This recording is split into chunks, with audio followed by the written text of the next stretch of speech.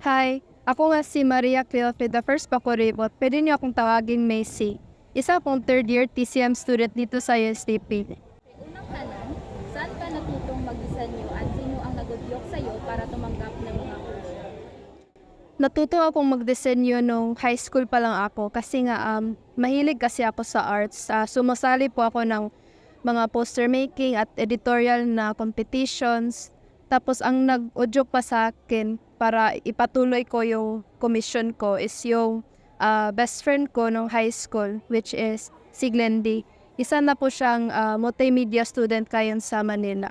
Siya nagturo sa akin paano magsimula, mag-commission, paano maghanap ng mga kliyente at saang platforms para i-promote yung sarili ko. So, dalawang tanong, anong mga hamon ng iyong naranasan bilang isang commissioner at paano mo ito hinarap? Actually, madaming klaseng hamon na harap ko bilang isang commissioner. Isa doon is paano maghanap ng mga kliyente. Kasi nga madaming competition po sa market and wala pa akong madaming outputs noon para ipakita sa kanila kung ano yung gusto nila na disenyo. Pangalawa is saang platform po ako matuto ipag-improve yung skills ko. Kaya lahat-lahat natutunan ko ngayon self-taught lang ko. Kaya ng Adobe Illustrator, Adobe Photoshop, Medibang at kung ano-ano pa.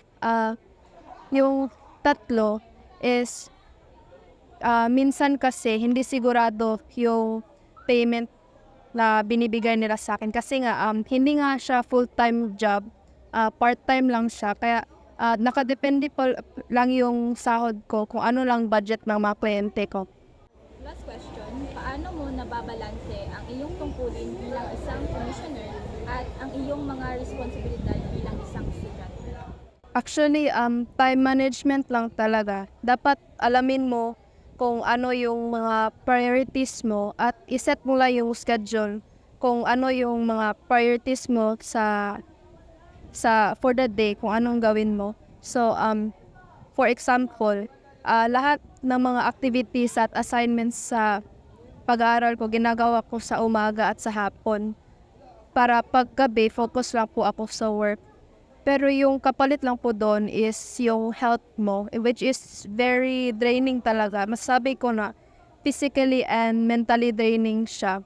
Kaya dapat wag mong kalimutan din na i-balance mo, na i-priority mo din yung health mo. Kasi at the end of the day, the only investment is in your health man dyan. Diba?